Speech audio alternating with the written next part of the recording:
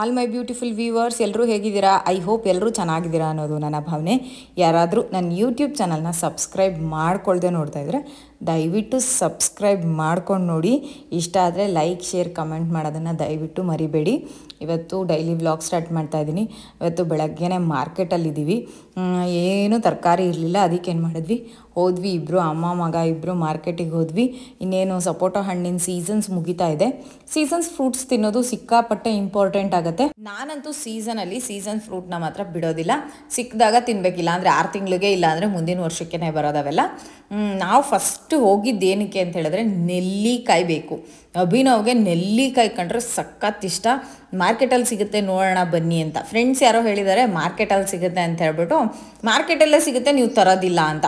ಸರಿ ನಡಿಯಪ್ಪ, ಇನ್ನೇನು ಕಳ್ಕೊಂಡಿದ್ದು, ಹೋಗೋಣ. ನನಗೂ ಹಣ್ಣು ತರಕಾರಿ ಏನೂ ಇರಲಿಲ್ಲ, ನಾನು ತೊಗೊಂಡು ಬಿಡ್ತೀನಿ ಅಂತ ಹೇಳ್ಬಿಟ್ಟು ಕರ್ಕೊಂಡೋದೆ. ಅಲ್ಲಿ ಎಲ್ಲಿ ಹುಡುಕಿದ್ರು ಸಿಕ್ಕಲಿಲ್ಲ.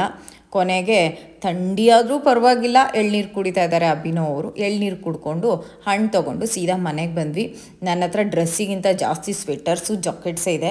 ಆದರೆ ಅಭಿನವ್ ಹತ್ರ ಒಂದು 2-3 ಇರ್ಬೋದು ಅಷ್ಟೇ ಸ್ವೆಟ್ರು ಜಾಕೆಟ್ಸು. ಅವ್ನು ತಗೊಳ್ಳೋದು ಇಲ್ಲ, ತಗೊಂಡ್ರೆ ಹಾಕ್ಕೊಳ್ಳೋದು ಇಲ್ಲ. ಸ್ಟೈಲಿಶಿಗೆ ಏನಾದರೂ ಒಂದಷ್ಟು ಜಾಕೆಟ್ಸ್ ತೊಗೊಂಡು ಇಕ್ಕೊತಾನೆ ಅಷ್ಟೇನೆ. ಅವನಿಗೆ ಚಳಿನೇ ಆಗಲ್ಲ. ಫಸ್ಟ್ ಆಫ್ ಆಲ್ ಆ ಎಳ್ನೀರು ಗಟ ಅಂತ ಕುಡಿದ್ಬಿಟ್ಟು ಕಾಯಿ ತಿಂತಾ ಇದ್ದಾನೆ.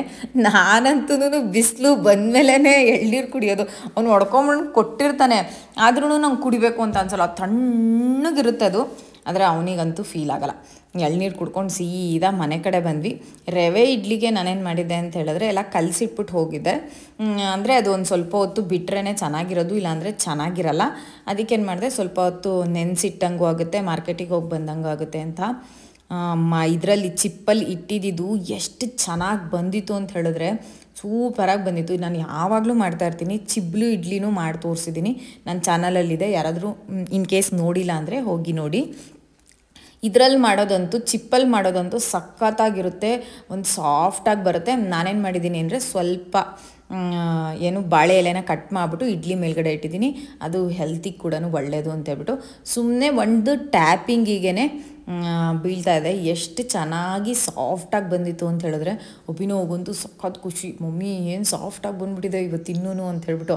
ಆದರೆ ಏನಾಗ್ತಿತ್ತು ಅಂತ ಹೇಳಿದ್ರೆ ಮಿಕ್ಸ್ ಮಾಡಿ ತಕ್ಷಣ ಇಟ್ಬಿಡ್ತಿದ್ದೆ ನಾನು. ಅಂದರೆ ಮನೇಲಿ ಇರ್ತಿದ್ವಲ್ಲ, ಖುಷಿ ಬೇಗ ಆಗ್ಬಿಡುತ್ತೆ ಅಂತ ಹೇಳ್ಬಿಟ್ಟು. ನಾನು ರವೆ ಜಾಸ್ತಿ ಬಳಸಲ್ಲ, ಇನ್ ಕೇಸ್ ಮಾಡೋದೇ ಯಾವಾಗಲೋ ಒಂದು ಸತಿ. ಅದರಿಂದ ಏನಾಗುತ್ತೆ ಅಂತ ಹೇಳಿದ್ರೆ ಮಾಡಿದ ತಕ್ಷಣ ಇಟ್ಬಿಡ್ಬೇಕು ಅಂತ ಅನ್ಸೋದು. ಸೋಕ್ ಮಾಡಿಬಿಟ್ಟು ಹೋಗಿದ್ವಲ್ಲ ಹೊರಗಡೆ, ಬರೋ ಅಷ್ಟೊತ್ತಿಗೆ ಆಗಿತ್ತು. ಅದರಿಂದ ಏನಾಯಿತು ಅಂತ ಹೇಳಿದ್ರೆ ಇನ್ನೂ ಸಾಫ್ಟಾಗಿ ಆಗಿಬಿಟ್ಟಿತ್ತು. ಆಲೂಗೆಡ್ಡೆದೊಂದು ಸಾಗು ಮತ್ತು ಒಂದು ಚಟ್ನಿ ಮಾಡಿದೆ. ಅಭಿನವ್ಗೆ ಆಲೂಗೆಡ್ಡೆ ಸಾಗು ಅಂದರೆ ಸಖತ್ ಇಷ್ಟ. ಆಲೂಗೆಡ್ಡೆ ಪಲ್ಯ ಏನಾದರೂ ಅವನಿಗೆ ಇಷ್ಟ ಆಗುತ್ತೆ. ಅದಕ್ಕೆ ಚಟ್ನಿ ಮಾಡಿದೆ. ಚಟ್ನಿ ಸ್ವಲ್ಪನೇ ಹಾಕಿದ್ದೀನಿ, ಅವನಿಗೆ ಚಟ್ನಿ ಕಂಡ್ರೇ ಆಗೋದಿಲ್ಲ. ಬಾಕ್ಸಿಗೆಲ್ಲ ಪ್ಯಾಕ್ ಮಾಡಿಕೊಂಡು ಬಂದೆ. ಅಭಿನವ್ ಆಲ್ರೆಡಿ ತಿಂಡಿ ತಿನ್ನೋಕ್ಕೆ ಕೂತಿದ್ದ. ತಣ್ಣಗಾಗಿರುತ್ತೆ ಅಂತ ಹೇಳಿದೆ. ಆಮೇಲೆ ಅವ್ನು ಹೇಳ್ದೆ ಇಲ್ಲ ತಣ್ಣಗಾಗಿದ್ರು ಅದೊಂಥರ ಚೆನ್ನಾಗಿರುತ್ತೆ ಅಂತ. ಅದು ಒಂಥರ ನಿಜನೇ.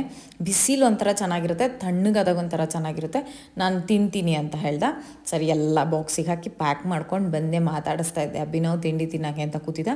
ಅವ್ನು ತುಪ್ಪನೂ ಸ್ವಲ್ಪ ಅವಾಯ್ಡ್ ಮಾಡ್ತಾನೆ, ನಂಗೆ ಬೇಡ ಅಂತ ಹೇಳ್ದ. ನೀವು ತಿಂದೇ ಇಲ್ವಲ್ಲ, ತಿನ್ನು ನೋಡಿ ಅಂತ ಹೇಳ್ಬಿಟ್ಟು ತಿನ್ನಿಸ್ತಾ ಇದ್ದಾನೆ. ಚೆನ್ನಾಗಿತ್ತಂತೆ, ಸಖತ್ತಾಗಿದೆ, ಒಂದು ತುತ್ತು ತಿನ್ನಿ, ನಾನು ತಿನ್ನಿಸ್ತೀನಿ ಅಂತ ಹೇಳ್ದೆ. ಇಲ್ಲ ನಂಗೆ ಬೇಡ, ನೀನು ತಿನ್ನು ಅಂತ ಹೇಳಿದೆ. ನನಗಿನ್ನು ಸ್ವಲ್ಪ ಕೆಲಸ ಇದೆ, ನಾನು ಆಮೇಲೆ ಕೂತ್ಕೊಂಡು ತಿಂತೀನಿ ಅಂತ. ಅಂದರೆ ಅದ್ರ ಚಿಪ್ಪಲ್ಲಿ ಜಾಸ್ತಿ ಇಡ್ಲಿಗಳು ಬೇಯೋದಿಲ್ಲ, ಒಂದು ಲಿಮಿಟೆಡ್ ಒಂದು 5-6 ಇಡ್ಬೋದು ಅಷ್ಟೇನೆ. ನಾನು ತಿಂದರೆ ಅವನಿಗೆ ಕಮ್ಮಿ ಆಗುತ್ತೆ, ಮತ್ತು ಅದು ಬೇಯೋದಕ್ಕೆ ಮತ್ತೆ ಲೇಟ್ ಆಗುತ್ತೆ. ಅವನಿಗೆ ಆಗೋಷ್ಟು ಮಾತ್ರನೇ ಆಗಿದ್ದು. ಮತ್ತೇನು ಮಾಡಿದೆ ಅಂದರೆ ಮತ್ತೆ ನನಗೋಸ್ಕರ ಅಂತ ಇಟ್ಟಿದ್ನಲ್ಲ, ನಾನು ಆಮೇಲೆ ತಿಂತೀನಿ ಅಂತ ಹೇಳಿದೆ. ಸರಿ ಅಂತ ಹೇಳ್ದ. ಬಟ್ ನಾವು ಸ್ಕೂಲಿಗೆ ಹೋದ, ಬಟ್ಟೆಗಳನ್ನೆಲ್ಲ ಮಡಚಿ ಇಟ್ಕೊಂಡು, ನನ್ನ ಕೆಲಸಗಳು ಮನೇಲಿ ಕೆಲಸನೇ ಮುಗಿಯಲ್ಲ ಅಂತಲೇ ಹೇಳಬೇಕು. ತಿಂಡಿ ತಿಂದು ನಾನು ಬಟ್ಟೆಗಳೆಲ್ಲ ನೀಟಾಗಿ ಮಡಚಿ ಎತ್ತಿಟ್ಟೆ. ಏನೋ ಸೌಂಡ್ ಕೇಳಿಸ್ತಾ ಇತ್ತು, ಏನೋ ಅಂತ ಆಚೆ ಹೋಗಿ ನೋಡಿದ್ರೆ ನೆಲ್ಲಿ ಮುರಿದೋಗಿದೆ. ಏನು ಅಭಿನವನೇ ನೆಲ್ಲಿ ಮುರಿದಾಕ್ಬಿಟ್ಟು ಸುಮ್ಮನೆ ಹಂಗೆ ಅಡ್ಜಸ್ಟ್ ಮಾಡಿಬಿಟ್ಟು ಏನಾದರೂ ಹೋಗಿದ್ನಾ, ಇಲ್ಲ ಸೀರಿಯಸ್ಸಾಗಿ ಮುರಿದೋಗಿತ್ತ, ನಂಗೆ ಏನೂ ಗೊತ್ತಾಗಲಿಲ್ಲ. ಏನು ಮಾಡಬೇಕು ಅನ್ನೋದೇ ಗೊತ್ತಾಗ್ತಿಲ್ಲ. ನಮ್ಮಮ್ಮ ಮುಖ ತೊಳಿಬೇಕಾದ್ರೆ ಒಂದು ಕೈಯಲ್ಲಿ ನೆಲ್ಲಿ ನಿಲ್ಲಿಸಿ ಇನ್ನೊಂದು ಕೈಲಿ ಮುಖ ತೊಳಿರಿ ಅಂತೇಳಿ ಸಿಕ್ಕಾಪಟ್ಟೆ ಬೈತಾ ಇರ್ತಾರೆ, ನೀರು ವೇಸ್ಟ್ ಮಾಡಬೇಡಿ ಅಂತ ಹೇಳ್ಬಿಟ್ಟು. ಇಲ್ಲಿ ನೋಡಿದ್ರೆ ಈ ಪಾಟಿ ನೀರು ಹೋಗ್ತಾ ಇದೆ. ನನಗೆ ಶಾಕ್ ಅಂದರೆ ಶಾಕು. ಏನೂ ಮಾಡೋಕ್ಕಾಗಲ್ಲ, ಮುಚ್ಚಿದ್ರೆ ಮೈ ಮೇಲೆಲ್ಲ ಸಿಡಿತಾ ಇದೆ. ನನಗಂತೂ ಏನು ಮಾಡಬೇಕು ಅನ್ನೋದೇ ಗೊತ್ತಾಗಲಿಲ್ಲ. ಕೊನೆಗೆ ಅಲ್ಲಿ ಈಚೆಗಡೆ ಇದ್ದವ್ರನ್ನ ಕರೆದಿದ್ದಕ್ಕೆ ಏನೂ ಮಾಡೋದಕ್ಕಾಗೋದಿಲ್ಲ, ಬಿಟ್ಬಿಡು, ಆರಾಮಾಗಿರು, ಅದನ್ನು ಹೆಂಗೂ ಹಿಡಿಯೋಕ್ಕಾಗಲ್ಲ ಅಂತ ಒಂದು 2-3 ಬಕೆಟ್ ಹಿಡ್ಕೊಂಡು ನೀರು ತುಂಬಿಸ್ಕೊಂಡೆ ಅಷ್ಟೇನೆ. ಈ ಕಡೆ ಈಚೆಗಡೆ ನಮ್ಮ ಮೇಕೆಗಳು ಮತ್ತು ಕುರಿಗಳು ಬಂದಿದ್ವು. ನನಗೆ ಅಭಿನವ್ಗೆ ಹಾಲು ಅಂದರೆ ನನಗಂತೂ ಸಖತ್ ಇಷ್ಟ ಆಗುತ್ತೆ. ಅಭಿನವ್ ಇಷ್ಟಪಟ್ಟು ಕುಡಿತಾನೆ. ಇದು ಸ್ವಲ್ಪ ಸ್ಮೆಲ್ ಅಂತ ಅನಿಸುತ್ತೆ, ಅಂದರೆ ರೆಗ್ಯುಲರ್ ಮಿಲ್ಕಿಗಿಂತ. ಹಸುವಿನ ಹಾಲಾಗಿರ್ಬೋದು, ಬಾದಾಮಿ ಹಾಲಾಗಿರ್ಬೋದು, ಗೋಡಂಬಿ ಹಾಲಾಗಿರ್ಬೋದು, ಅದೆಲ್ಲದಕ್ಕಿಂತ ಇದೊಂದು ಸ್ವಲ್ಪ ಹಾಲು ವಿಶಿಷ್ಟ ಅಂತಲೇ ಹೇಳ್ಬೋದು. ಇನ್ನೊಂದೇನು ಅಂದರೆ ಆಡು ಮುಟ್ಟದ ಸೊಪ್ಪಿಲ್ಲ, ಅದರಿಂದ ಇದರ ಹಾಲು ಭಾಳ ಶ್ರೇಷ್ಠ ಅಂತಾರೆ. ಇದು ತುಂಬಾ ಹಾಲು ಕರಿಯಲ್ಲ, ಸ್ವಲ್ಪನೇ ಹಾಲು ಕರಿಯುತ್ತೆ. ನಾನು ಅಭಿನವ್ಗಂತೂ ಇದನ್ನು ಮಿಸ್ ಮಾಡಿದೆ. ತುಂಬ ಚಿಕ್ಕ ವಯಸ್ಸಲ್ಲೇ ಸಖತ್ ಹಾಲು ಕುಡಿಸಿದ್ದೀನಿ ಇದನ್ನು. ಇವಾಗ ಇನ್ ಕೇಸ್ ಸಿಕ್ಕಿದ್ರೆ ಮಾತ್ರ ಕುಡಿಸ್ತೀನಿ, ಅದಕ್ಕೆ ಅಂತ ಗಿಡ್ಕೊಂಡು ಹೋಗಲ್ಲ. ಅದು ಮನೆ ಹತ್ರ ಬಂದಿದ್ರೆ ಅವರೇ ಬಂದು ಕರೀತಾರೆ, ಹಿಂಗೆ ಬಂದಿದೆ ಬನ್ನಿ ಅಂತ ಹೇಳ್ಬಿಟ್ಟು. ನಾನಂತೂ ಕರೆಯೋದಕ್ಕೆ ಹರಸಾಹಸ ಬಿದ್ದುಬಿಟ್ಟೆ. ನನ್ನ ಕೈಲಿ ಒಂಚೂರು ಕರೆಯೋಕ್ಕೆ ಆಗಲಿಲ್ಲ, ಯಾಕೆ ಅಂತ ಗೊತ್ತಾಗಲಿಲ್ಲ. ಆಮೇಲೆ ಅವ್ರು ಹೇಳಿದ್ರು ಅದು ಅದರದ್ದೇ ಬೇಬಿ ಬಂದು ಹಾಲು ಕುಡಿದಾಗ ಅದು ಸ್ವರ ಅಂತ ಬಿಡುತ್ತೆ, ಆವಾಗ ಚೆನ್ನಾಗಿ ಹಾಲು ಬರುತ್ತೆ, ನಿಮ್ಗೆ ಅದನ್ನು ಕರೆಯೋಕ್ಕೆ ಬರೋಲ್ಲ ಅಂತ ಹೇಳ್ಬಿಟ್ಟು ಮತ್ತೆ ಪಾಪ ಅವರು ಮೇಕೆನ ನಾನು ಹಿಡ್ಕೊಂಡೆ. ಆಮೇಲೆ ಅವ್ರು ಕರೆಯೋದಕ್ಕೆ ಸ್ಟಾರ್ಟ್ ಮಾಡಿದ್ರು. ಇವತ್ತಂತೂ ಸಖತ್ ಹಾಲು ಸಿಕ್ತು ಅಂತಲೇ ಹೇಳ್ಬೋದು. ಮಸ್ತ್ ಖುಷಿ, ನಾನಂತೂ ಖುಷಿ ಬಿದ್ದೋಗ್ಬಿಟ್ನಪ್ಪ. ಅಲ್ಲಿ ಯಾವಾಗಲೂ ಒಂದು 1/4 ಲೀಟ್ರ್ ಹಾಲು ಸಿಗೋದು, ಅದಕ್ಕಿಂತ ಜಾಸ್ತಿ ಹಾಲು ಸಿಕ್ಕೋಯ್ತು. ಅಯ್ಯೋ ಅಭಿನವ್ ಅಂತೂ ಶಾಕ್ ಆಗ್ಬಿಟ್ಟು, ಇಷ್ಟೊಂದು ಹಾಲು ಕರೆಯುತ್ತಾ ಅಂತ ಹೇಳ್ಬಿಟ್ಟು. ಯೂಶ್ವಲಿ ಸ್ವಲ್ಪ ದೊಡ್ಡದಾಗಿತ್ತಲ್ಲ, ಆದಮೇಲೆ ಅದ್ರದ್ದು ಮರಿನೂ ಏನೋ ಡೆತ್ ಆಗಿಬಿಟ್ಟಿದೆಯಂತೆ. ಅದು ಯಾವುದು ಮಕ್ಕೂ ಹಾಲು ಕುಡಿಸ್ತಾ ಇರಲಿಲ್ಲ, ಅಂದರೆ ಬೇರೆ ಮರಿಗಳು ಜೊತೇಲಿರುತ್ತಲ್ಲ ಅದಕ್ಕೂ ಹಾಲು ಕುಡಿಸ್ತಾ ಇರಲಿಲ್ವಂತೆ. ಅದರಿಂದ ಸಖತ್ ಹಾಲು ಸಿಕ್ತು. ನೆನ್ನೆ ಮೊನ್ನೆ ಎಲ್ಲನೂ ದಿನ ಕರಿತಾ ಇದ್ದೀವಿ, ಹಾಗೇನೂ ಬಿಡೋದು ಇಲ್ಲ ನಾವು ಅಂತ ಅವ್ರ ಪ್ರಾಬ್ಲಮ್ಸ್ ಎಲ್ಲ ಹೇಳ್ತಾಯಿದ್ರು. ನಾನಂತೂ ಅದನ್ನು ಹಿಡ್ಕೊಳ್ಳೋ ಅಷ್ಟೊತ್ತಿಗೆ ಯಪ್ಪ ಏನು ಗಟ್ಟಿ ಇರ್ತವೆ ಅಂತೀರಾ, ಅದು ಡಿಕ್ಕಿ ಅಂತಲೇ ಕೊಡೋಕ್ಕೆ ಅಂತಲೇ ಬರೋದು. ಏನೂ ಮಾಡೋಕ್ಕಾಗಲ್ಲ, ಹಾಲು ಕುಡಿಬೇಕು ಅಂದರೆ ಡಿಕ್ಕಿನೂ ತೊಗೋಬೇಕು, ಹೆಂಗೆ ಬೇಕೋ ಹಂಗೆ. ಅದು ಮೈ ಮೇಲೆಲ್ಲ ಎಗ್ರಕ್ಕೆ ಬಂದ್ಬಿಡುತ್ತೆ, ಮತ್ತು ಕಾಲಲ್ಲೂ ತುಳಿಯುತ್ತೆ ಅದು. ನನಗಂತೂ ಅದ್ರ ಹೋಲ್ಡಿಂಗ್ ಸಖತ್ ಕಷ್ಟ ಅನ್ಸೋಕ್ಕೆ ಸ್ಟಾರ್ಟ್ ಆಗೋಯ್ತಪ್ಪ.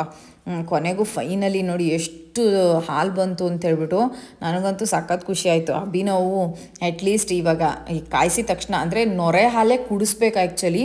ಮೊದಲೆಲ್ಲ ಕುಡಿತಾ ಇದ್ದ, ಇವಾಗ ಬೇಡ ಬಿಸಿ ಮಾಡಿ ಕುಡಿ ಅಂತಾನೆ. ಆಮೇಲೆ ಸ್ವಲ್ಪ ಸೋಸಬೇಕು, ಸ್ವಲ್ಪ ಕೂದಲೆಲ್ಲ ಬಿದ್ದಿರುತ್ತೆ. ಅದರಿಂದ ಏನು ಮಾಡ್ತೀನಿ ಅಂದರೆ ಸ್ವಲ್ಪ ಸೋಸ್ಬಿಟ್ಟು ಬಿಸಿ ಮಾಡಿಬಿಟ್ಟು ಕಲ್ಸಕ್ಕರೆ ಆದರೂ ಹಾಕ್ಕೋಬೋದು, ನೀವು ಬೆಲ್ಲ ಆದರೂ ಹಾಕ್ಕೋಬೋದು.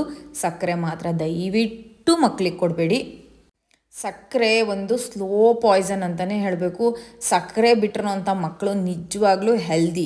ಬೇರೆ ಯಾವುದೇ ನೀವು ಅವರಿಗೆ ಡಯೆಟ್ನ ಫಾಲೋ ಮಾಡಿಸೋ ಅವಶ್ಯಕತೆಯೇ ಇಲ್ಲ. ಸಕ್ಕರೆ ಒಂದು ಕೊಡದೇ ಇರೋದ್ರೆ ಇನ್ನೆಲ್ಲ ಚೆನ್ನಾಗೇ ಇರುತ್ತೆ. ಈ ಹಾಲು ತುಂಬ ಗಟ್ಟಿ, ಮಂದ ಜಾಸ್ತಿ ಅಂತಾರಲ್ಲ ಆ ಥರ ಇರುತ್ತೆ. ಸ್ವಲ್ಪ ನೀರು ಹಾಕಲೇಬೇಕು. ನಾನು ಸ್ವಲ್ಪ ನೀರು ಹಾಕಿದೆ. ಅಭಿನವ್ ನೋಡಿ ಖುಷಿಯಿಂದ ಕುಣಿದಾಡ್ತಾನೆ. ಅವನಿಗೆ ಆ ಸ್ಮೆಲ್ಲು ಅಂದ್ರೇ ಇಷ್ಟ ಆಗುತ್ತೆ. ನನಗೆ ಸ್ವಲ್ಪ ಅದ್ರ ಸ್ಮೆಲ್ ಇಷ್ಟ ಆಗಲ್ಲ. ಏನು ಒಂದು ಚೂರು ಮಾತಾಡಲಿಲ್ಲ, ನನಗೆ ಏನು ಊಟನೇ ಬಿಡ ಅಂತ ಇದ್ದಾನೆ. ಅಷ್ಟು ಚೆನ್ನಾಗಿರುತ್ತೆ ಅವನಿಗೆ. ಅದಕ್ಕೆ ಹೇಳೋದು, ಚಿಕ್ಕ ವಯಸ್ಸಲ್ಲಿ ನಾವೇನು ಕಲಿಸಿರ್ತೀವೋ ಅದೇ 3 ವರ್ಷದಲ್ಲಿ ಕಲಿಸಿರೋ ಬುದ್ಧಿ 100 ವರ್ಷದವರೆಗೂ ಅಂತ ಹೇಳ್ಬಿಟ್ಟು ಸಖತ್ತಾಗಿ ಹಾಲು ಹಾಕ್ಕೊಂಡು ಇದಿರಲಿ, ಯೋಗ ಕ್ಲಾಸಿಂದ ಬಂದು ಕುಡಿತೀನಿ, ಮಲ್ಕೊಬೇಕಾದ್ರೂ ಕುಡಿತೀನಿ ಅಂತ. ಆಯ್ತು ಏನೋ ಮಾಡು ಗುರು ನಿನ್ನಿಷ್ಟ ಅಂತೇಳಿ ಬಿಟ್ಟೆ. ಆಮೇಲೆ ಕಾಯಿಸ್ಕೊಂಡು ಬಂದು ಅವನೇ ಕಾಯಿಸ್ತಾ, ನಾನು ಸುಮ್ಮನೆ ಕೆಲಸ ಮಾಡ್ಕೊತಾ ಇದ್ದೆ. ಆಮೇಲೆ ಎತ್ಕೊಂಬಂದು ಅವನೇ ಹಾಕ್ಬಿಟ್ಟು ನೀಟಾಗಿ ಹಾಲು ಕಾಯಿಸ್ಕೊಂಡು ಬೆಲ್ಲ ಹಾಕ್ಕೊಂಡು, ಅವನು ಕಲ್ಸಕ್ಕರೆ ಬೇಡ ನಂಗೆ ಇವತ್ತು ಬೆಲ್ಲ ಹಾಕಿ ಅಂತ. ಕಪ್ಪು ಬೆಲ್ಲ ಹಾಕ್ಕೊಂಡ್ರೆ ಒಂಥರ ಬೂಸ್ಟ್ ಥರ ಇರುತ್ತೆ ಅದು ವಾಸನೆ ಎಲ್ಲ. ಅದಕ್ಕೆ ಕಪ್ಪು ಬೆಲ್ಲ ಹಾಕಿ ಅಂತೇಳಿ ಒಂಚೂರು ಏಲಕ್ಕಿ ಹಾಕ್ಕೊಂಡ. ಏಲಕ್ಕಿ ಪುಡಿ ಹಾಕಿಸ್ಕೊಂಡು ಕುಡಿತಾವನೆ. ಅವ್ನು ಸಖತ್ ಎಂಜಾಯ್ ಮಾಡ್ತಾನೆ. ತಿರುಗಿಸ್ಬಿಟ್ಟು ನೋಡಿ ಏನು, ಅಯ್ಯೋ ಅದ್ರ ಜೊತೆ ಆಟನೇ ಒಂದು ಬೇರೆ ಲೆವೆಲ್ಲು. ಯಾರಿಗೂ ಕೊಡಬೇಡಿ ಅಂದ. ಯಾರಿದ್ದಾರೆ ಪಾಪ ಕುಡಿಯೋದಕ್ಕೆ ಅಂತ ಹೇಳಿದೆ. ಮತ್ತು ಮಿಷನ್ಗೆ ಹೋಗ್ಬೇಕಾಗಿತ್ತು ನಾನು ಅವನು ಇಬ್ಬರೂ. ಈ ಮಿಲೆಟ್ಸ್ದು ಹಸಿಟ್ಗಳೆಲ್ಲ ಮುಗ್ದೋಗ್ಬಿಟ್ಟಿತ್ತು. ಈ ಹಸಿಟ್ಸ್ನ ಮಿಲೆಟ್ನ ಹಾಕಿಸ್ಕೊಂಡು ಬಂದರೆ ನಮಗೆ ಮುದ್ದೆ ಆಗಲಿ ರೊಟ್ಟಿ ಆಗಲಿ ಈಸಿಯಾಗಿ ಮಾಡ್ಕೊಬಿಡ್ಬೋದು. ಅದಕ್ಕೆ ನಾನು ಮಿಷನಿಗೆ ಹೋಗ್ಬೇಡ ಇಬ್ಬರೂ ಅಂತ ಹೇಳಿದೆ. ಸರಿ ನಾನು ಹಾಲು ಕುಡಿದ್ಬಿಡ್ತೀನಿ, ಆಮೇಲಿಂದ ಮಿಷನಿಗೆ ಹೋಗೋಣ ಅಂತ ಹೇಳ್ದೆ. ಇದನ್ನು ಸ್ವಲ್ಪ ತೊಳೆದು ಬಿಸಿಲಲ್ಲಿ ಒಣಗಿಸಿ ಇಟ್ಟಿದ್ದೀನಿ. ಸುಮ್ಮನೆ ಡ್ರೈ ಆದರೆ ಸಾಕು ಹಂಗಂತ ಹೇಳ್ಬಿಟ್ಟು ತುಂಬಾ ಅದು ಹಸಿಯಾಗಿರ್ಬೋದು, ಸ್ವಲ್ಪ ಡ್ರೈ ಆಗಿದ್ರೆ ಸಾಕು, ತುಂಬಾ ಚೆನ್ನಾಗಿರುತ್ತೆ. ಆರ್ಕ ಮತ್ತು ನವಣೆ ತಿಂದರೆ ದೇಹದ ಕಾಂತಿ ತುಂಬಾ ಬೆಳ್ಳಗಾಗುತ್ತಂತೆ. ನನಗಂತೂ ಕಲರ್ ಕಾಂಪ್ಲೆಕ್ಷನ್ ಬಗ್ಗೆ ತುಂಬಾ ಇಷ್ಟ ಆಗುತ್ತೆ. ಅದಕ್ಕೆ ಏನು ಮಾಡ್ತೀನಿ ಅಂದರೆ ಜಾಸ್ತಿ ನವಣೆ ಮುದ್ದೆ ಮಾಡೋದಕ್ಕೆ ನಂಗೆ ಇಷ್ಟ ಆಗುತ್ತೆ. ಇದಕ್ಕೆ ಸ್ವಲ್ಪ ಮೆಂತ್ಯ ಹಾಕಬೇಕಾಗಿತ್ತು. ಮೆಂತ್ಯನ ನಾನು ಬೈ ಮಾಡ್ಕೊಂಬಂದಿದ್ದೆ, ಆದರೆ ಅದೇನು ಎಲ್ಲಿ ಇಟ್ಟಿದ್ದೀನಿ ಅನ್ನೋದು ಕವರೇ ಸಿಕ್ಕಲಿಲ್ಲ. ಅದೇನಾಯಿತು ಅಂತ ಗೊತ್ತಾಗಲಿಲ್ಲ. ಅದಕ್ಕೆ ಏನು ಮಾಡಿದ್ವಿ, ಅಂಗಡಿಗೆ ಹೋಗ್ಬೇಕಾದ್ರೆ ಅಂದರೆ ಮಿಷನಿಗೆ ಹೋಗ್ಬೇಕಾದ್ರೆ ಅಂಗಡೀಲಿ ತೊಗೊಂಡ್ಬಿಟ್ಟು 2ಕ್ಕೂ 1/4 kg, ಅರ್ಧ kg ತೊಗೊಂಡು 2ಕ್ಕೂ 1/4 kg ಹಾಕ್ಸಿದೆ. ನೀವು ಹಸಿಟಿಗೆ ಹಾಕ್ಸ್ಬಿಟ್ರೆ ಒಂದು ಚೂರೂ ಗೊತ್ತಾಗಲ್ಲ, ಸೂಪರಾಗಿರುತ್ತೆ. ಬೆಟ್ಟದ ನೆಲ್ಲಿಕಾಯಿ ದೇವ್ರು ಕೊಟ್ಟಿರೋ ಒಂದು ವರದಾನ ಅಂತ ಹೇಳಬೇಕು. ನೀವು ಅದನ್ನು ಯಾವುದೇ ರೂಪದಲ್ಲಿ ತಿಂದ್ರೂ ಆರೋಗ್ಯಕ್ಕೆ ಭಾಳ ಒಳ್ಳೆಯದು. ನಾನು ಮುದ್ದೆ ತೋಳಿಸ್ಬೇಕು, ಟೊಮೊಟೊ ಗೊಜ್ಜು ಆಲ್ರೆಡಿ ಹಿಸಿಗ್ಬಿಟ್ಟು ಇಟ್ಟಿದ್ದೆ. ಸ್ವಲ್ಪ ನಂಜುಂಡೇಶ್ವರ್ ಹೊರಗಡೆ ಹೋಗೋದ್ರಿಂದ ಬೇಗ ಬೇಗ ಅಡುಗೆಗಳನ್ನ ಮಾಡಿ ಕೊಟ್ಟು ಕಳಿಸ್ಬಿಟ್ರೆ ನಮಗೆ ತೊಂದರೆ ಇರೋಲ್ಲ. ಇಲ್ಲಾಂದರೆ ಯೋಗ ಕ್ಲಾಸಿಗೆ ಹೋಗ್ಬೇಕಾದ್ರೆ ಬಂದು ಸಿಕ್ಕಾಪಟ್ಟೆ ಟಾರ್ಚರ್ ಆಗುತ್ತೆ. ಅದಕ್ಕೆ ಇವಾಗಲೇ ಮುದ್ದೆ ತೋಳಿಸಿ ಕೊಟ್ಬಿಡೋಣ ಅಂತ ಅಂದ್ಕೊಂಡೆ. ಈ ವ್ಲಾಗ್ ಕೂಡ ಇಲ್ಲೇ ಎಂಡ್ ಮಾಡ್ತಾಯಿದ್ದೀನಿ. ಯಾರ್ಯಾರಿಗೆಲ್ಲ ಇಷ್ಟ ಆಗಿದೆ ದಯವಿಟ್ಟು ಸಬ್ಸ್ಕ್ರೈಬ್ ಮಾಡ್ಕೊಂಡು ನೋಡಿ. ಇಷ್ಟ ಆದರೆ ಲೈಕ್, ಶೇರ್, ಕಮೆಂಟ್ ಮರಿಬೇಡಿ. Love you guys. Bye bye.